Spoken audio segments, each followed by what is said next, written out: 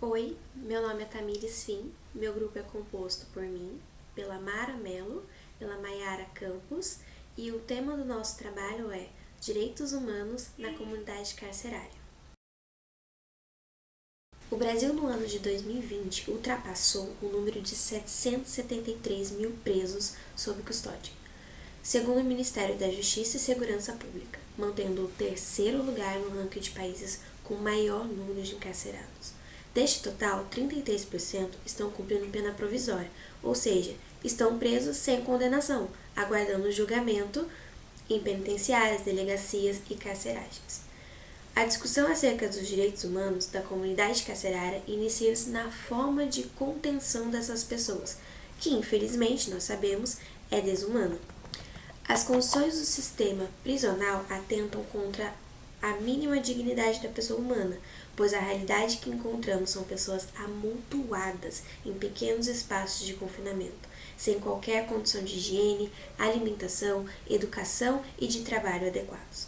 Em relação à superlotação, nós sabemos que é uma questão histórica no Brasil e que carrega inúmeras reclamações há muitos anos. Dados recentes demonstram que o sistema prisional brasileiro apresenta um déficit de quase 320 mil vagas. Segundo o Ministério da Justiça e Segurança Pública, em junho de 2019, o número de presos no Brasil atingiu 773.151 pessoas. Comparado ao ano anterior, 2018, houve um aumento de 3,89%. O número de presos provisórios representa 33% deste total. As penitenciárias estaduais abrigam cerca de 98% dessa totalidade, e ainda existem 616 presos em unidades federais e 14.475 em delegacias.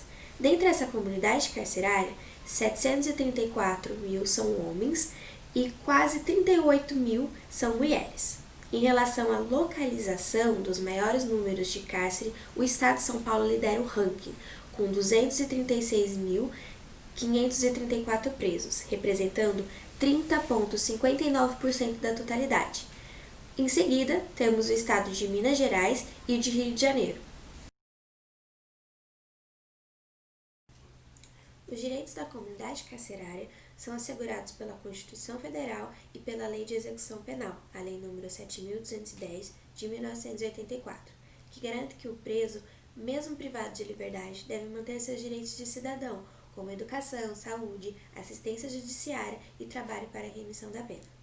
A Lei de Execução Penal, em seu artigo 41, inciso 10, estabelece como direito do preso pelo menos a visita do cônjuge, da companheira, de parentes e amigos em dias determinados.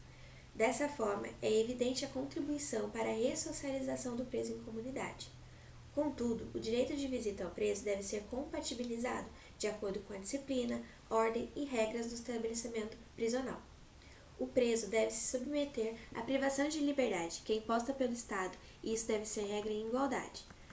Diante de problemas de contato dos presos com os familiares, que estavam levando para dentro do sistema prisional aparelhos eletrônicos e objetos perfurantes, as visitas foram ficando mais caóticas e foram necessário adotar medidas para que se evitasse isso. Dessa forma, podemos concluir que o direito à visitação não é absoluto, razão pela qual pode sofrer certa limitação baseada na situação concreta.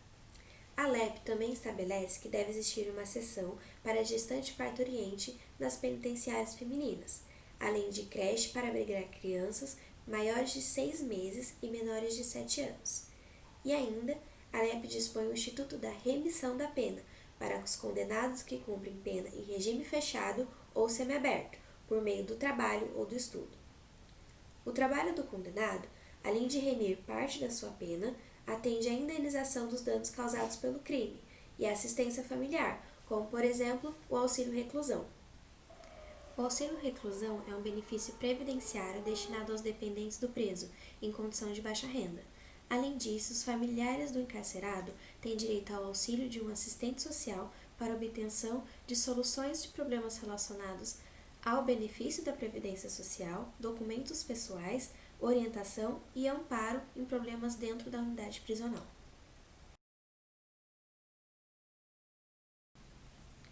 Reservamos o final desse vídeo para falar sobre uma polêmica atual acerca da comunidade carcerária. Quais são os direitos dos presos diante da pandemia do Covid-19? Em março de 2020, o novo coronavírus chegou ao Brasil e, com ele, muitas incertezas, medo e risco de contaminação, tanto para quem está nas ruas trabalhando e estudando todos os dias, quanto para aqueles que se encontram encarcerados, exigindo a tomada de medidas estratégicas para deter o avanço da doença. Desde o início da pandemia, agentes penitenciários pediram a suspensão das visitas aos detentos, a fim de se evitar que o vírus entrasse nas cadeias. Governadores e órgãos administrativos atenderam aos pedidos, suspendendo a visitação familiar, a visita íntima e a saída temporária.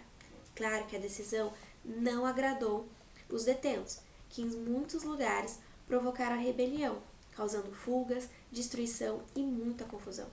Assim como aconteceu no Pemana em Tremembé, no dia 16 de março de 2020, onde os presos, depois de ficarem sabendo a suspensão da saída temporária, prevista para os dias 17 e 23 de março, provocaram uma rebelião e muitos deles fugiram.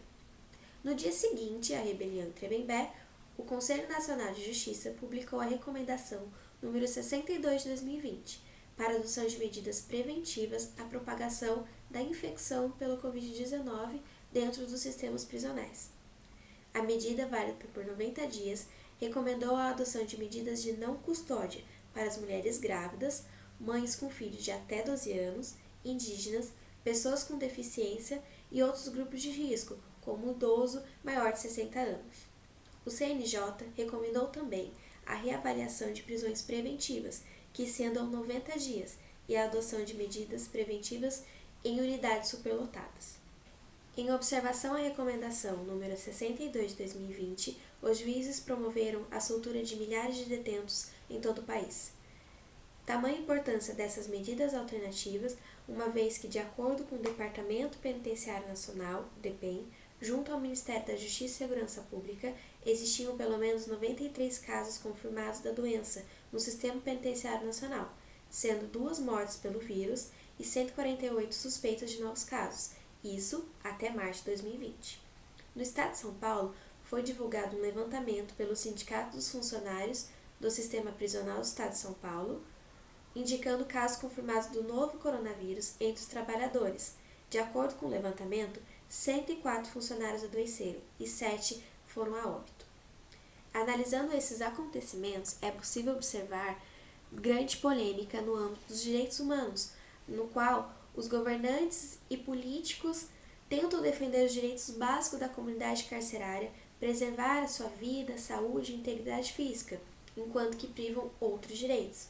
Por outro lado, alguns políticos lamentam esse posicionamento e demonstram preocupação com a recomendação do CNJ, tendo em vista que muitos detentos estão sendo beneficiados a cumprir sua pena de uma forma mais branda, colocando a população em risco. Esperamos que vocês tenham gostado. Muito obrigada!